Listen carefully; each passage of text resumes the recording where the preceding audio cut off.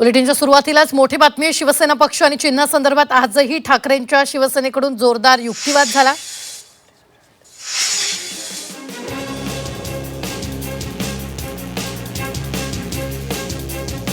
निवडणूक आयोगानं आधीच निकाल ठरवलेला होता. आयोगाला सोयीनुसार निर्णय घ्यायचा होता. एवढंच नव्हे तर आयोगानं मान्यता दिल्यानंतरच एकनाथ शिंदे सत्तेत आले. त्यामुळे ही लोकशाहीची थट्टा असल्याचा युक्तिवाद कपिल सिब्बल यांनी केलेला आहे.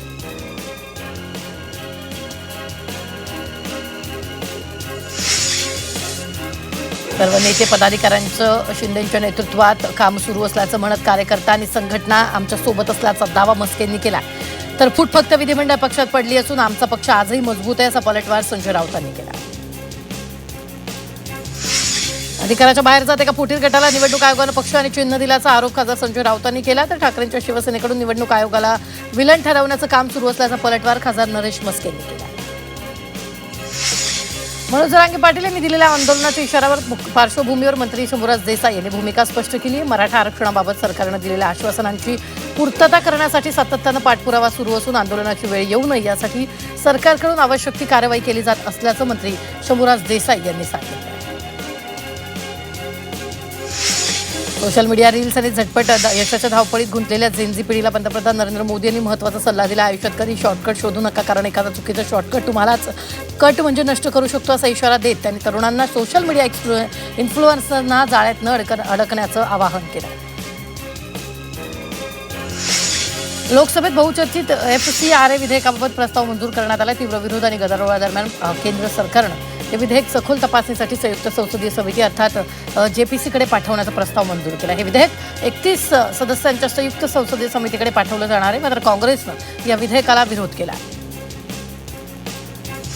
मुंबई पालिकेत सत्ताधारी आणि प्रशासनात समन्वयाचा अभाव दिसून आलाय. जलतरण तलावाच्या पाणीपुरवठ्याला पालिकेने हिरवा कंदील दिला आणि प्रशासनाच्या निर्णयावर सत्ताधाऱ्यांनी आक्षेप घेतला. सर्वसामान्यांना सुरळीत पाणीपुरवठा होत नाही तोपर्यंत फेरविचार करावा असे आदेश स्थायी समितीचे अध्यक्ष प्रभाकर शिंदे यांनी दिले. महाराष्ट्रात विविध सेवा भरतींसाठी होणाऱ्या परीक्षा पद्धतीत सर्वसमावेशक, अधिक सुरक्षित आणि सर्वसंमतीने सुधारणांसाठी एक उच्चस्तरीय समिती स्थापन करण्याचा निर्णय मुख्यमंत्री फडणवीसांनी घेतला आणि या समितीने राज्यात प्रत्येक विभागात जाऊन विद्यार्थ्यांशी संवाद साधत सर्व सुधारणांबाबत अहवाल सादर करायचा आहे. या बैठकीला उपमुख्यमंत्री एकनाथ शिंदे हे सुद्धा उपस्थित होते. त्यांनीही अनेक उपयुक्त सूचना या बैठकीत केल्या. मनसे अध्यक्ष राज ठाकरे मुख्यमंत्री फडणवीस यांची भेट घेतली. त्यांनी घेतली. मुख्यमंत्र्यांच्या वर्षा निवासस्थानी राज ठाकरेंची भेट घेतली. अचानक आलेल्या भेटीमुळे राजकीय वर्तुळात चर्चा न उधाण आले. छत्रपती शिवाजी महाराज मैदानासंदर्भात दोघांमध्ये चर्चा झाल्याची माहिती सूत्रांनी दिली. मुंबईतील वर्षा निवासस्थानी मुख्यमंत्री देवेंद्र फडणवीस यांच्या अध्यक्षतेखाली क्रीडा आणि युवक सेवा संचालनालयाची बैठक झाली. यावेळी विकसित भारत युथ कॉन्क्लेव्ह 2026 या 3 दिवसीय भव्य युवा महोत्सव आयोजित करण्याचं निश्चित करण्यात आलं. याबाबत उपमुख्यमंत्री एकनाथ शिंदेंनी एक पोस्ट करत माहिती दिली. मुख्यमंत्री देवेंद्र फडणवीस यांच्या मुंबईतील वर्षा निवासस्थानी नगर विकास विभागाच्या वतीनं LBT बाबत सादरीकरण करण्यात आलं. यावेळी उपमुख्यमंत्री सुनेत्रा पवारांसह अनेक मान्यवरांची उपस्थिती होती. याबाबत उपमुख्यमंत्री एकनाथ शिंदेंनी एक पोस्ट करत ही माहिती दिली. उपमुख्यमंत्री आणि नगरविकास मंत्री एकनाथ शिंदेंनी राज्यातील विविध 10 नगरपंचायतीच्या विकास आराखड्यांना मंजुरी दिली आणि नगर परिषदांच्या सर्वांगीण विकासाचा मार्ग मोकळा झाला. राज्यातील शहरी भागांचा सुनियोजित विकास व्हावा यासाठी राज्य शासनानं विशेष पावलं उचललेली आहेत. मुंबईमध्ये महाराष्ट्र सागरी मंडळाच्या संचालक मंडळाची वार्षिक बैठक पार पडली. या बैठकीत बंदरं, जलवाहतूक आणि जहाज बांधणी क्षेत्राच्या विकासासंदर्भात निर्णय घेण्यात आला. तसंच रायगडच्या दिघी इथं ग्रीनफील्ड शिप बिल्डिंग क्लस्टर उभारण्यास बैठकीत मान्यता देण्यात आली. याबाबत मंत्री नितेश राणेंनी एक पोस्ट करत माहिती दिली. राहुल नार्वेकरांनी अश्विनी वैष्णव यांची भेट घेतली. दरम्यान यावेळी त्यांनी अश्विनी वैष्णव यांना पत्र देत लोकलमध्ये शिवरायांच्या उद्घोषणेची मागणी केली. लोकलमध्ये जय भवानी, जय शिवाजी, छत्रपती शिवाजी महाराज की जयच्या जय अशा उद्घोषणेची मागणी करण्यात आली. मुंबईच्या वरळीतील समाज कल्याण विभागाच्या वसतिगृहाला सामाजिक न्यायमंत्री संजय शिरसाटांनी भेट दिली. काही दिवसांपूर्वी वरळी वसतिगृहातील विद्यार्थ्यांनी निकृष्ट दर्जाचं अन्न दिल्याविरोधात आंदोलन केलं होतं. त्यानंतर शिरसाटांनी वसतिगृहाची पाहणी केली. यावेळी संबंधित ठेकेदारावर गुन्हा दाखल करून कारवाईचे आदेश शिरसाटांनी दिले. मुंबईतील SIR कामकाजासंदर्भात महानगरपालिका मुख्यालयात आढावा बैठक संपन्न झाली. मतदार याद्यांचे विशेष सखोल पुनरीक्षण अंतर्गत मतदारांच्या घरी भेटी देऊन गणना अर्ज 17 ऑगस्ट 2026 पर्यंत द्यावा. 17 ऑगस्ट हा शेवटचा दिवस असल्यानं आतापासूनच उर्वरित 4 दिवसांच्या कालावधीत अधिक प्रभावीपणे कार्य करून संपूर्ण कामकाज जलदगतीनं पूर्ण करावं असे निर्देश महाराष्ट्राचे मुख्य निवडणूक अधिकारी S. चोकलिंगम यांनी दिलेले आहेत. इस्टेट एजंट भावेश कावरेचा एक व्हिडिओ आता सोशल मीडियावर व्हायरल होतो. त्यामध्ये तो म्हणतोय की तुम्ही मांसाहार करत असाल तर ताडदेवमध्ये तुम्हाला घर मिळणार नाही. तुम्ही शाकाहारी असाल तर तुम्हाला घर मिळेल. भावेश कावेरच्या व्हिडिओवरून आता संताप व्यक्त केला जातो. कुणी काय खावं हे ठरवणारे एजंट कोण, असा सवाल आता उपस्थित होतोय. गणेशोत्सवासाठी ग्रुप पद्धतीने कोकणात जाणाऱ्या प्रवाशांवर 30% अधिभार लावण्याच्या एसटीच्या निर्णयाला गणेश भक्तांनी विरोध केला. गणेश भक्तांवर एकूण 43% वाढीव भाड्याचा भार वाढत असल्याचा दावा संघटनेचे कार्याध्यक्ष यांनी केलेला आहे.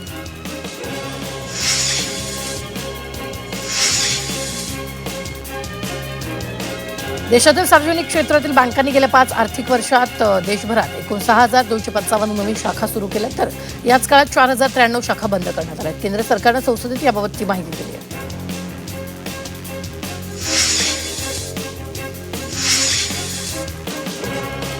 प्रत्यक्ष कर संकलनात 23% वाढ करण्यात आली. विद्यमान आर्थिक वर्षात 10 ऑगस्टपर्यंत निव्वळ प्रत्यक्ष कर संकलन वार्षिक तुलनेत 23.9% वाढून 8.11 लाख कोटी रुपयांपुढे गेलेलं आहे. 86,000 एसटी कामगारांना अखेर पगार मिळाला. कामगाराच्या कर्जाचे हप्ते चुकल्यानंतर पगार देण्यात आला. यापुढे पगाराची रखडपट्टी झाल्यास थेट फौजदारी दावा करणार असल्याचा इशारा कामगार संघटनांनी दिलेला आहे.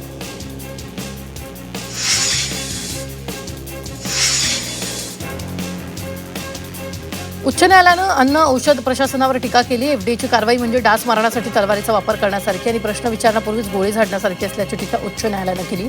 एफडीएला आपल्या अधिकारांचा वापर विवेकानं आणि योग्य पद्धतीनं करण्याचे निर्देश न्यायालयानं दिलेले आहेत.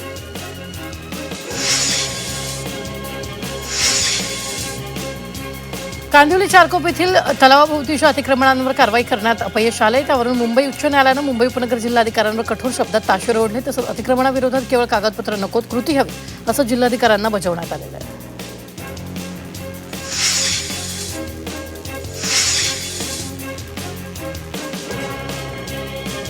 व्यक्ती बेपत्ता झाल्याची माहिती मिळताच तात्काळ अपहरणाचा गुन्हा दाखल करण्याचे आदेश सुप्रीम कोर्टाने दिले. तसंच याची अंमलबजावणी नाकारणाऱ्या राज्याच्या गृहसचिव आणि पोलीस महासंचालकाविरुद्ध कारवाई करण्याचा इशारा सर्वोच्च न्यायालयानं दिलेला आहे.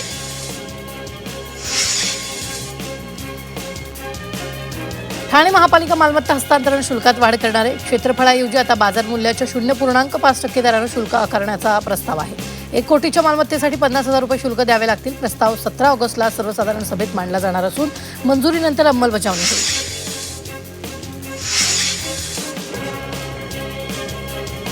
राज्यातील पायाभूत कामं वेळेत आणि गुणवत्तापूर्ण पद्धतीनं पूर्ण व्हावीत यासाठी आता कंत्राटदाराचं मूल्यांकन करण्यात येणार आहे. पायाभूत सुविधांच्या 500 कोटी रुपयांवरील कामांसाठी निविदा भरणाऱ्या कंत्राटदारांना गुण दिले जाणार आहे. 100 पैकी 80हून अधिक गुण मिळवणाऱ्या कंत्राटदारांची निवड केली जाणार आहे.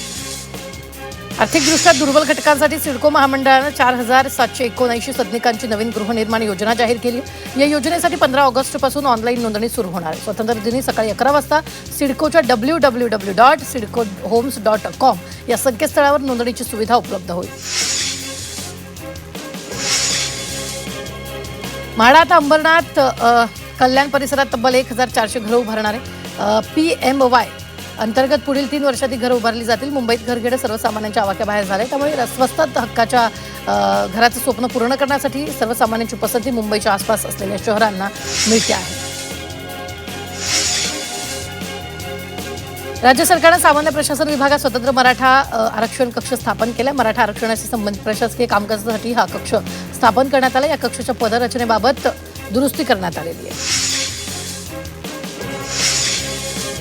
राज्य सरकारनं विविध विभागातील अधिकाऱ्यांच्या वित्तीय अधिकारांच्या मर्यादा वाढवण्याचा निर्णय घेतलाय. लहान मोठ्या कामांकरिता मंत्रालय स्तरावरील मंजुरीची प्रतीक्षा करावी लागू नये यासाठी हा निर्णय घेतला. त्यामुळे विभाग प्रमुख, प्रादेशिक कार्यालय प्रमुख आणि कार्यालय प्रमुख यांच्या स्तरावर या फायलींचा निपटारा आता होणार आहे.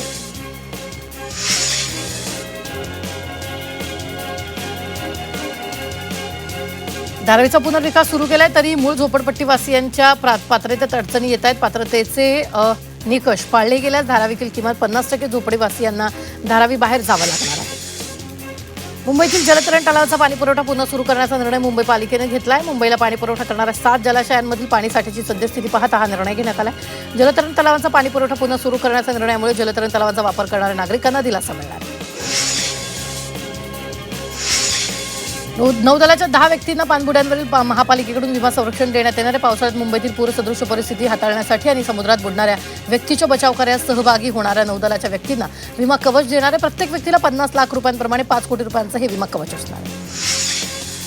मेट्रो 2A आणि 7 मार्गिकेवरील जागा भाडेतत्वावर देण्याचा निर्णय मुंबई मेट्रो संचालन मंडळाने घेतला. त्यानंतर त्यानुसार निविदा प्रक्रियेला सुरुवात झाली आहे. खाद्यपदार्थ, किरकोळ विक्री, सेवा व्यवसाय आणि इतर व्यावसायिक उपक्रमासाठी यावेळी जागा भाड्यानं देण्यात येणार आहे. मुंबई 2B मधील 2 प्रकल्पांना अखेर मुहूर्त मिळाला. चेंबूर मेट्रो स्थानक आणि वाकोली BKC मार्गातून उद्या लोकार्पण होणार आहे. या दोन्ही प्रकल्पांचं मुख्यमंत्री देवेंद्र फडणवीस यांच्या हस्ते लोकार्पण होणार. कल्याणच्या बालक मंदिर शाळेत दीप अमावस्या साजरी करण्यात आली. शिक्षकांसह विद्यार्थ्यांनी शेकडो दिवे लावत दीप अमावस्या साजरी करत विद्यार्थ्यांना भारतीय सणांचं महत्त्व पटवून दिले. अनेक वर्षापासून बालक मंदिर शाळेत उपक्रम राबवण्यात येत आहे. राष्ट्रीय गीत वंदे मातरमला राष्ट्रगीताप्रमाणे कायदेशीर संरक्षण देणारं राष्ट्रीय सन्मान अवमान प्रतिबंधक विधेयक राष्ट्रपती द्रौपदी मुर्मू यांनी मंजूर केलं. विधेयकाचं कायद्यात रूपांतर झालेलं आहे. शासकीय कार्यक्रमांमध्ये आता जनगणमन आधी वंदे मातरम गायलं जाणार आहे. 14 ऑगस्टला मंत्रालयातील खिडक्यांच्या काचा बंद करण्याचे आदेश देण्यात आले. स्वातंत्र्य दिनाच्या पार्श्वभूमीवर खबरदारीच्या सूचना म्हणून मंत्रालयातील खिडक्यांच्या काचा बंद करण्याचे आदेश दिलेत. यावेळी कडेकोट बंदोबस्त ठेवण्यात येत आहे. भारतीय स्वातंत्र्य दिनानिमित्त 17 ऑगस्ट 2026 कालावधी दरम्यान हर घर तिरंगा अभियान राबवलं जाते. यंदाच्या अभियानाचं विशेष आकर्षण म्हणजे वंदे मातरम या गीताला 150 वर्ष पूर्ण झाल्याच्या निमित्तानं विविध देशभक्तीपर उपक्रमांचं आयोजन करण्यात आलं. या पार्श्वभूमीवर मुंबई पालिकेच्या वतीनं मुंबईत विविध उपक्रमांचं आयोजन करण्यात आलं. नवी मुंबईच्या वाशीमध्ये भारतीय स्वातंत्र्य दिनाच्या पार्श्वभूमीवर तिरंगा रॅलीचं आयोजन करण्यात आलं. या तिरंगा रॅलीत नागरिकांनी भाजपच्या अनेक पदाधिकाऱ्यांनी सहभाग नोंदवत वंदे मातरमच्या जयघोषणा दिलेल्या आहेत. परीक्षांमधील पेपरफुटी रोखण्यासाठी केंद्राच्या धर्तीवर मार्गदर्शक नियमावली तयार करण्याचे निर्देश उच्च आणि तंत्र शिक्षण मंत्री चंद्रकांत पाटील यांनी विद्यापीठांना दिले. पेपरफुटीसाठी अधिकारी कर्मचाऱ्यांची जबाबदारी निश्चित करण्याचंही त्यांनी सांगितलं. कुलगुरू आणि प्रकुलगुरूंनी आठवड्यातून 1 दिवस 50 विद्यार्थ्यांची थेट संवाद साधावा अशी सूचना करण्यात आली. 11वी प्रवेशाची अंतिम फेरी 12 ऑगस्टपासून सुरू होते. 16 ऑगस्टपासून नोंदणी, अर्ज दुरुस्ती आणि महाविद्यालयांचा पसंतीक्रम भरता येतील. प्रवेश वाटप 18 ऑगस्टला होतील, तर 18 ते 20 ऑगस्ट दरम्यान विद्यार्थ्यांना प्रवेश घ्यावा लागेल. विधी प्रवेश प्रक्रियेत 130 महाविद्यालय आणि 7,620 नव्या जागांची भर पडली. त्यामुळे 3 आणि 5 वर्षाच्या विधी अभ्यासक्रमाचं सुधारित वेळापत्रक जाहीर झाले. 3 वर्षीय विधीची पहिली फेरी 14 ऑगस्टला तर 5 वर्षीय विधीची 17 ऑगस्टला जाहीर होईल.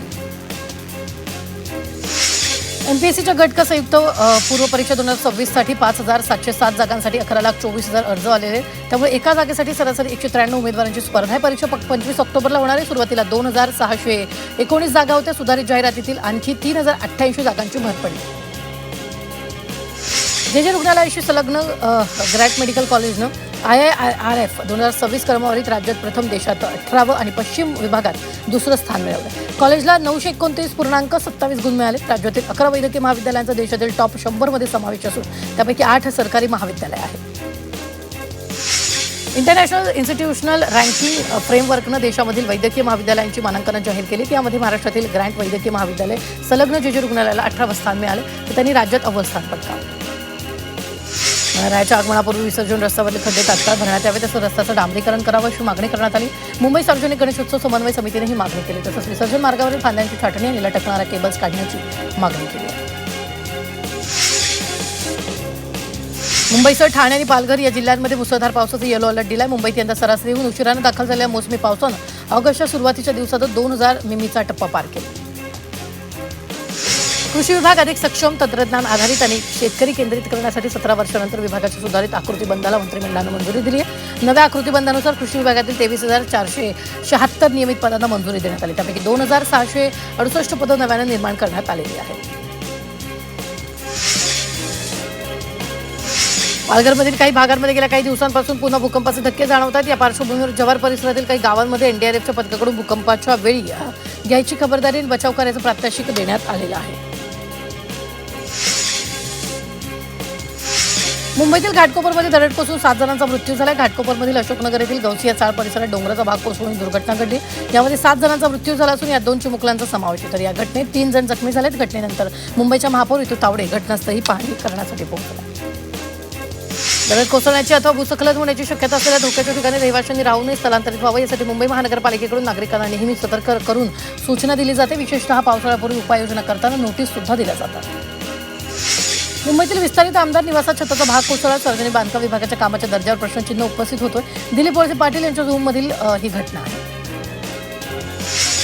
कर्जत चौक रोडवर 3 वाहनांची धडक झाली. कारण अचानक लेन बदलल्यानं वाहनांची धडक झाली. या धडकेत 3 वाहनांचं मोठं नुकसान झालं, मात्र सुदैवानं कोणतीही हानी झालेली नाही. अन्न औषध प्रशासनानं राज्यातील 434 आयुर्वेदिक औषध उत्पादक संस्थांची व्यापक तपासणी मोहीम राबवली. या मोहिमेत नियमांचं पालन न करणाऱ्या 135 संस्थांना कारण दाखवा नोटीस बजावण्यात आली, तर गंभीर उल्लंघन करणाऱ्या 10 आयुर्वेदिक औषध उत्पादकांचे परवाने कायमस्वरूपी रद्द केले. मुंबईच्या दहिसर पूर्व परिसरात बनावट आधार कार्ड, जन्म प्रमाणपत्र आणि शाळा कॉलेज सोडल्याचं प्रमाणपत्र तयार करणाऱ्या मोठ्या रॅकेटचा दहिसर पोलिसांनी पर्दाफाश केला. या कारवाईत पोलिसांनी 2 आरोपींना अटक केली, तर एका फरार आरोपीचा शोध सुरू आहे. संरक्षण लेखा विभागातील 2 अधिकाऱ्यांनी कंत्राटदाराकडून आर्थिक लाभ मिळवण्यासाठी कंत्राटी कर्मचाऱ्यांचा मध्यस्थ म्हणून वापर केल्याचा आरोप आहे. या प्रकरणी सीबीआयनं 3 जणांविरुद्ध गुन्हा दाखल केला असून 1,22,00,000च्या कंत्राटाशी संबंधित आर्थिक व्यवहारांची चौकशी सुरू आहे. राष्ट्रीय महामार्गाच्या हद्दीत असणाऱ्या अनधिकृत धाबे, हॉटेल्स आणि इतर व्यावसायिक बांधकामांवर आता हातोडा पडणार आहे. अतिक्रमण आणि अनधिकृत व्यावसायिक बांधकामांना आळा घालण्यासाठी राज्य सरकारनं महत्त्वाचं पाऊल उचललं. राज्यकर विभागाचे उपायुक्त दीपक क्षीरसागर यांना जीएसटी भवनातून ताब्यात घेतले. दीपक क्षीरसागर यांनी 15 लाख लाचेची मागणी केली होती. त्यानंतर 8 लाखांमध्ये सेटलमेंट करण्याच्या ते तयारीत होते. तर जीएसटी क्रमांकाची छाननी आणि जीएसटी क्रेडिटच्या अनुषंगानं बजावण्यात आलेल्या नोटीसची चौकशी बंद करण्यासाठी ही लाच मागितली होती.